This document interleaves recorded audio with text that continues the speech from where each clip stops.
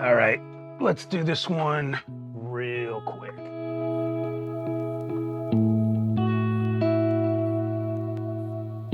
What's going on, everyone? Seth Miranda here. This is Rewind. I'm in a bit of a time crunch right now, so I apologize for going super fast and grabbing mostly stuff from Petapixel.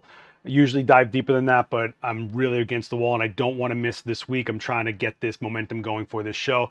And thank you all for receiving it so well. Since I brought back Rewind, this channel's up 800 subscribers. So thank you all for joining me here. And if you're new, please check me out at Last X Witness on all social. But for now, let's jump right into this. And first on the docket, Lipa is sued by paparazzi for sharing a photo without permission. They are seeking $150,000 in damages, which sounds like craziness when you read just a headline or something like that. But you also have to realize that this woman who was shot at the airport holding her ticket or something, it was a very paparazzi, candid, on-the-fly shot of her in public. It wasn't like she was on stage or something. It definitely wasn't a curated shot. But this woman has a following of 69 million followers. That means that if she shared a photo and somehow generates money from it, if she got 10% of her following to give her $1, that is still $7 million. She uses this platform as a way to keep herself relevant, advertising herself, keeping her in people's minds. 69 million people follow her, and it is monetized, meaning that when the photo goes up, it is taking people to a portal, to a platform, to a portal from a platform that is enabling her to make an income from them, selling them something, take them to a link, to a product, even if it's just a song that they can download or whatever it is. She's making money off it. So I side with the photographer here, especially if you have that much of a following, you can afford to either hire a photographer to be around you all the time if it means that much to have content like this, or maybe even just some assistant or something can take photos of you if they're not crazy curating, you just need a phone shot of what's happening in your normal life or whatever. Also, the other side of the argument is, would this photo be worth anything if she wasn't in it? So if you took a photo of someone randomly on a street or at the airport holding a ticket like she was in this photo and it was posted, would it be worth anything? Does she add to it? And we've seen other celebrities say, hey, I add to the value of this or to the creation of it because I acknowledged the photo and smiled at it, or I myself am worth the prestige of the image. But the reality is she found value in it. She's using it for her platform. Her platform is what generates her an income. Therefore, the photo has a value to her regardless.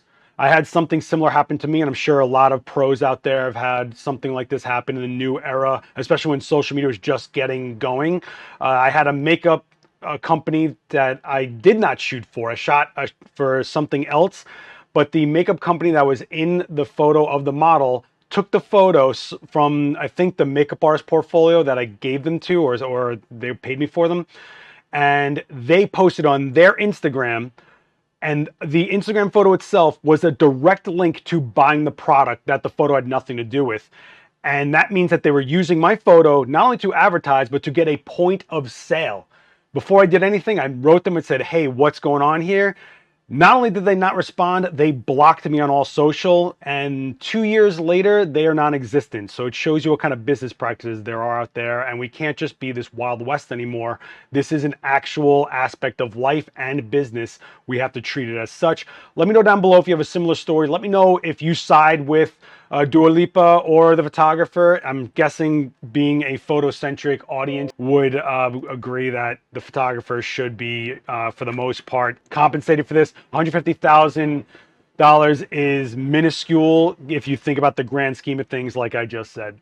All right, let's move into something kind of cool. SmugMug is putting out a new platform that allows you to store your raw files and organize them and stuff like that. This is actually kind of a big deal. A while ago, I think 2017, SmugMug had something called the Vault, which you could upload your images to, but it's mainly JPEGs and stuff like that. The storage center or the platform they were using or renting or licensing was owned by Amazon, and they gave them the boot. So they had to actually rebuild it.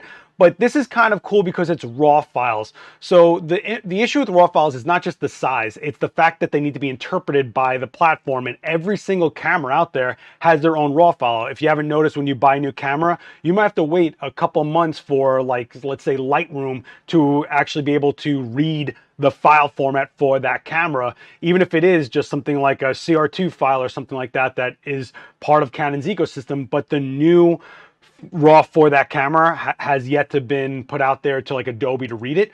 Well, SmugMug says that they're supporting most raw files right now, and I'm going to say most because there's always some weird camera out there that someone's going to try to use and be like, it doesn't read my raw file. But for the most part, this is really cool for pros. You can get your raw files up there, you can edit them on the fly, especially if you're someone that's like on the road or you're doing something for clients with high volume and you can't just store everything on a laptop forever.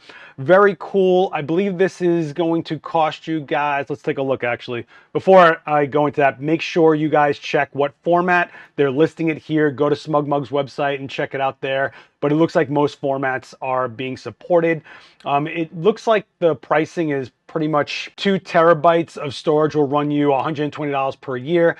Obviously, there's going to be varies based on the subscription model you go with, but go take a look at this if this is something that you're interested in, especially if you're someone that is working remotely constantly and has to be in contact with some sort of home base, a team, or a client in general, or maybe you're someone that's working, say, remote weddings, but you have someone that edits your photos at home base and they need to get those files quickly. This can be very cool for you. Okay, so let me know if this is something that interests you down below. Let me know if you're someone that uses SmugMug, what your experience has been. I'm super curious about that. I always like to hear everybody's point of view of things they're using out there, because that's what's important, not just what some popular influencer tells you to believe, but what actual experience from people who use some things in this industry can relay to you.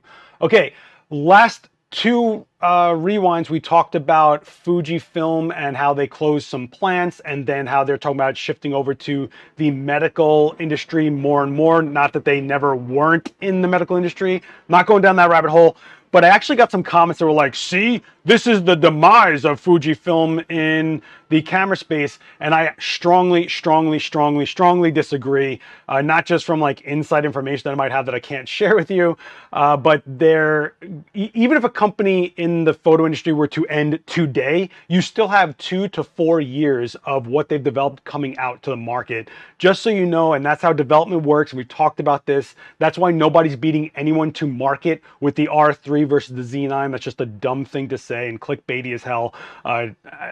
No, I'm not getting into that. Well, maybe if you guys want me to get into that next week, write me a comment. I'll jump on that topic and we'll do a nice little proper rant. But for now, there's rumors and strong rumors that there's a new GFX50S coming out, Mark II. They think that it might cost about $4,000, which is the lowest cost, I think, mirrorless medium format system you can find.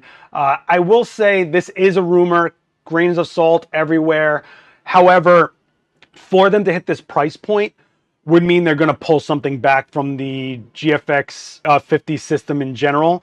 We just saw them put out the GFX 100, was a 100 megapixel medium format sensor at $4,000 than the original GFX 100. And there's very little drawbacks to it. There's some, less specs in the EVF. This is the 50 megapixel. At $4,000, I'm thinking you're probably going to lose things like the video functionality, right? Like maybe you won't get 4K, or maybe there won't be IBIS in it. That's a lot of money to put a system like that inside of a camera. I don't know for sure. I cannot say that. I would think that they might pull back on some autofocus functionality, especially in something like a medium format system where you're working a little slower. You might be okay with drawbacks on the autofocus.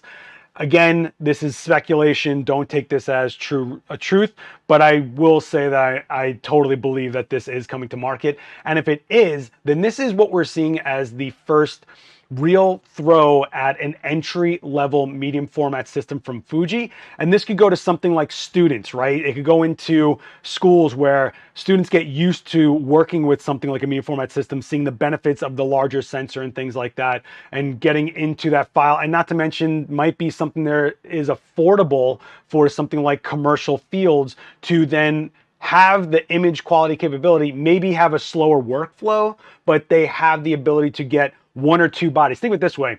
The GFX 100 is a $10,000 body. If this is $4,000, you can get two of these and some sort of lens at the same price. So you have multiple bodies, backups, things like that. I could see a lot of application for this. I don't think it's a mass market play. I don't think everybody's gonna be jumping into medium format now, but this does show how close we are to medium format getting into that full frame competition, right?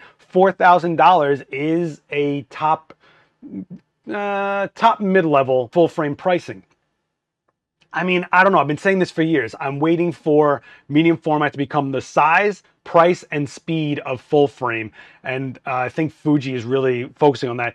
Keeping in mind that the Fujifilm GFX sensor is probably the smallest example of a medium format sensor. Like the phase 1 sensors are monstrous. This is on the smaller end of medium format, but still, it's there. I love how I said I was going to do this one quickly, but I'm already stuck in a rant. Anyway, check out the link. Let me know if you've never touched medium format and this is something that would interest you. Can you imagine rentals on a $4,000 body would be even cheaper than the more expensive medium formats? Would you be interested in that? Would you start messing around with medium format? I'm super curious to know who out there is interested in medium format. I know there's a lot of misconceptions and myths about the benefits and other things. I'm not getting down that rabbit hole right now. There's just a lot of YouTube misinformation about like, oh, it's actually, I'm not actually. Moving on. Let's go into another fun one. Leica. There's a prototype lens out there, one of a kind, 17mm fisheye f2. Look at this thing. Monstrous. Look at this thing. I think they're saying it has a 163-degree field of view. This thing can almost see behind itself. But f2, 17mm, bananas. Very cool. However, of course, the price point is a little bit nuts. It is $47,200 roughly. Of course, this value is dictated by who's willing to pay for it. In this realm of things, it becomes collector. It's not someone's looking to shoot with it. It's not a specialized lens that people need for something. It is one of a kind, basically. It is a prototype they never put forward, and I'm guessing they were just like, what are we doing here? I am curious to see what images out of this look like, but it is a close to $50,000 lens if someone wants to buy this. And I'm wondering, I always wondered, like, what level is there to Leica collectors? And are Leica collectors purely photographic people, or are they like Rolex people that just buy things that they know are upper echelon, Rolls Royce-y, just something that they want to collect because it's luxury? I don't know. The pen people, you know those pen people. Nothing against you if you're one of those people. Speaking of oddball lens stuff, let's talk about Fotodiox. This isn't anything new, but I thought it was kind of cool because it hit Petapixel recently. But this is an adapter that has a circular polarizer built into it. So now it's behind the lens, between the mount and the lens. So it's before the sensor, but after the initial elements. So your lens will go here. This right here is a Nikon lens mounted to a Sony. So that is F mount to E mount. The majority of these are for E mount. Here's the thing that I want you to realize, and they actually talk about it here. It's not so much like having an ND filter, or like a drop-in ND filter. We see the kind of RF system has an adapter that lets you drop in an ND. And these are really about knocking back exposure. So if you're someone that shoots video, you're stuck at a shutter speed that's dictated by your frame rate. So if you're shooting 60 frames per second, you have to be at 120th of a second shutter. Okay, now let's say I'm going into a crazy daylight situation, high noon, no clouds, it is blitzing sun. No matter how much you dial back on your ISO, no matter how much you close down your lens sometimes, that 1/20th of a second is crippling you to be overexposed, to which case video guys are very prone to putting a ND filter, filter on in front of their lens to knock back some of that light. Totally makes sense. You could even use ND filters for getting around things like high-speed sync with strobe. I'm not going to get into that. I feel like I'm saying that a lot because I'm trying to keep this one short. These things are getting crazy long.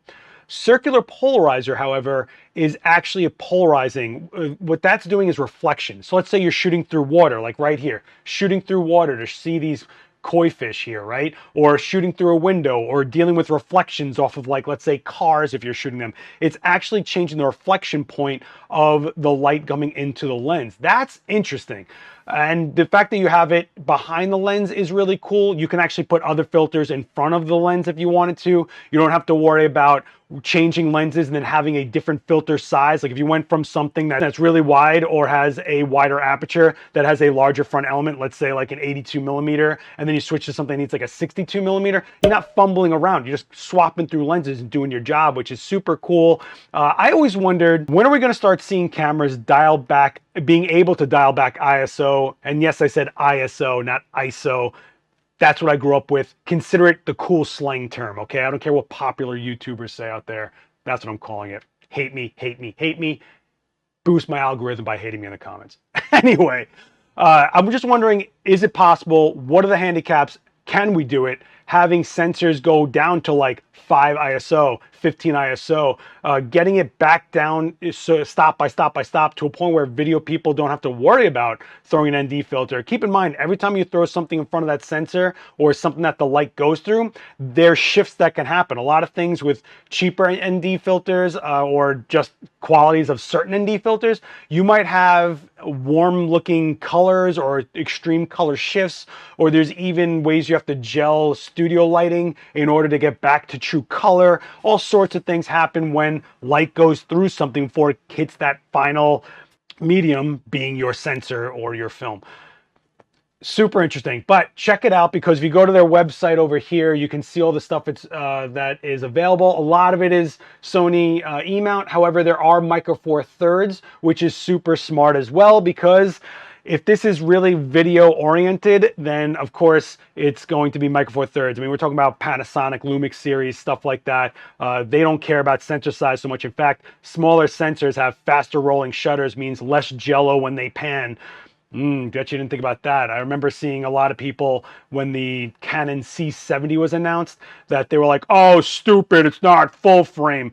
And then all the real video people like, this is awesome. I don't really care if it's full frame or not. I just care about how much data is coming off of that sensor more than anything. So let's not get into that. But being Sony is super smart, because in the beginning of the Alpha series, they didn't have a lot of lenses, and Sony, being very cool about it, was like, hey, we don't care what lenses you use, just buy our bodies, knock yourself out with adapters. And we saw more adapted lenses to the Sony system than any other system, and a lot of that had to do with Sony just letting the mount go out there like that. We aren't going to see that again for a while, especially when Canon and Nikon are putting out their mirrorless system and going, hey, buy our lenses first, wait till we're done putting them out. Then they'll probably put the mount out there for third-party lenses. However, this might be a different case, because they're not using protocol. Protocol meaning that it has to talk to the camera. It could be just a metal flange that physically fits onto the camera, and you are just working the lens from sight, meaning you're manually focusing and things like that. There's no information from the lens going to the camera to adjust settings or make things happen on the fly automatically. So this might actually come to other systems. I think the RF mount and the Z mount need as much stuff as they can right now. So that being said, but again, it is available for a lot of Sony E-mount and Micro Four Thirds. And speaking of Micro Four Thirds, let's go over and talk about Lumix for a second. DxO checked out the sensor on the Lumix GH5 II. This was kind of an underwhelming release from Lumix. It just felt like, and people were waiting for the GH6. That's cool, you get more dynamic range out of it, but really what this camera was about, I didn't get a chance to talk about it, is just phasing out the original GH5, and this is just taking that place in the lineup. And the reason that is not because the GH5 is somehow like less now that it's aged. No, actually, the GH5 was so well designed, and a lot of video people really enjoyed what they got out of that camera, that it stuck around for so long that what happened was Lumix started moving into newer firmware, feature sets, menus, stuff like that. And after a while, the chips that were around for the original GH5 might have been lacking something like RAM to be able to run the newer firmwares. And that makes total sense, right? They did what they could at the time for the price point they could at the time. And now we've all moved forward a little bit, but the camera's still good. They just want to get it to be part of their ecosystem a little tighter. And that's really where the GH5 GH5 II came into play, in my opinion. They addressed some things that people brought up. I don't think it was anything too major, but basically what you're looking at is if you're looking to get the GH5, the GH5 II is that GH5 now. So what it kind of hurts is people have a GH5 that want to sell it, and then the used market drops the price of the original GH5. So if you've been looking to get into this system, if you've been looking to get this Lumix, or if you wanted an extra camera, the introduction of the 2 might help you out by getting a cheaper 5 Mark 1. Ugh, man, these things. All right, I said I was going to bring back shout out of the week, right? Well, I did. And I want to shout out someone that I think doesn't have much of a following, is doing really cool work, has been very active in my community on Twitch, Discord, in my comments, all my socials like that, coming into the live chats when we do demos and stuff. And she's doing really cool things. And the most important thing about this person's work is they're super excited about it.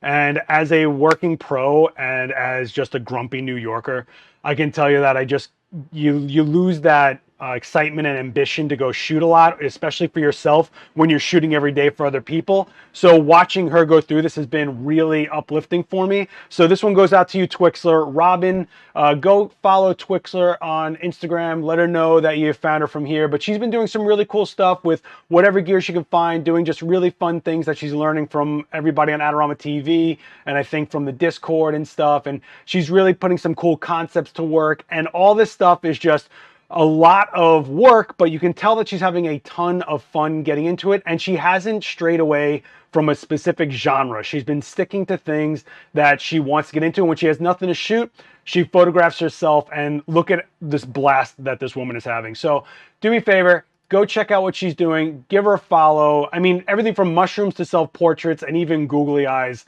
I mean, it's just so much fun to watch somebody with awesome imagination going on. The other person that I'm going to mention that you should follow might not need too much help, but he is basically a legend in the photojournalism, sports photography sector, especially here in New York. I got the opportunity to talk with him live on Adorama's YouTube, I think, or Facebook, and I've always been like totally admiring his work and somewhat of a hero of mine as far as the sports realm goes.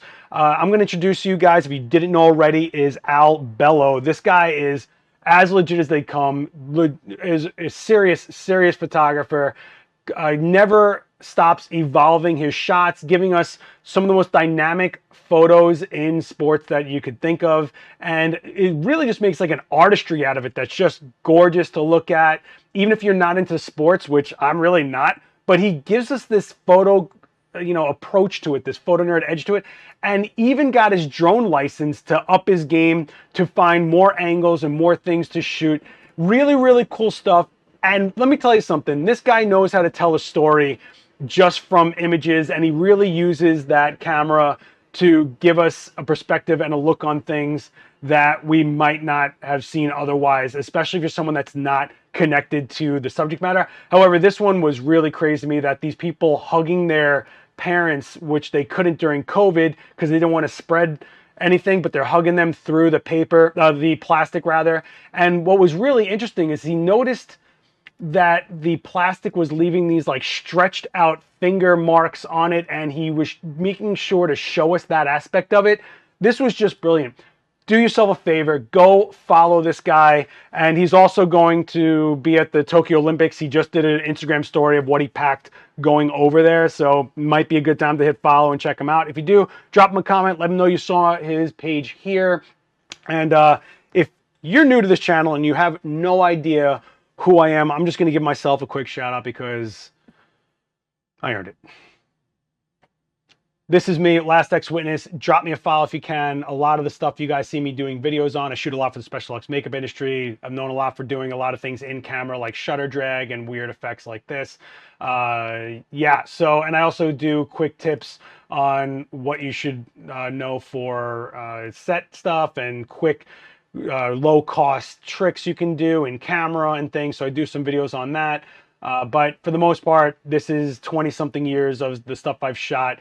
coming to fruition, and you guys get to be a part of it if you join me. And I do announce a lot of the things I do, including live streams, new videos, and everything on my Instagram stories, so please check me out there. However, if you do want to join me live, I am trying to make every Friday 7 p.m. Eastern time my streaming time on Twitch, where we do a photo critique checking out your photos. If you've entered my Discord and dropped them into the Share Images for Live review channel, I'm getting through all those submissions. I pull them up live. We talk about them. I show you some quick edits and some insight to what I would have done, things you could have done differently, or answer questions that you might have had on images. They don't have to be your best images, just stuff you're looking for feedback on, or maybe it's something that gave you trouble and you submit it knowing that there's something you're not happy about it, and we talk about it collectively as a group. I give, whatever insight that I can if there's any value to that. All right, I'm gonna leave everything there. I'm sure this went way longer than I thought it was gonna be. Let me know what you think about all these topics. What do you think about that Dua Lipa thing? Do you think that the photographer should not be entitled to any of that money, that she's really the value of that image, or she used that image in order to get something out of her followers, maybe monetarily? What do you think about that? Are you more of a candid photojournalistic type photographer? Do you deal with that kind of stuff? Let me know. Let me know if you use SmugMug. Let's talk about this new GFX if you're interested in it. Let me know if you're interested in medium format in general when it comes to mirrorless digital, the lens mounts. Let me know if you're a Lumix shooter, what you're psyched on, what you would like to see that system do. Till then, you guys can follow me at LastXWitness on all social. Oh, and I will be putting out another demo from my archives. I've been putting them out. If you can, please check them out. They're on my channel. You can see them. They always have this live demo archives thing going on here. In fact, I'll just do this. Please check them out. Speed lights, shutter drag. Did one on character portraiture that went over really well. Unfortunately, the views on them are bleh, but people that are watching them have been into them, and I go through a lot of things live, and you see how we piece together a shot on the fly right in front of you. So if you've never watched live demos, check these out. There's 3 of them, putting up the 4th one hopefully this week. I'll let you know what the topic is when I'm done with it. All right, guys, I'm out there. Okay. Thank you so much for joining me. Don't forget to hit like, share this video around. That really helps out the channel. Hit subscribe plus the bell to get notified when new videos come out. And I'll see you next time. Later.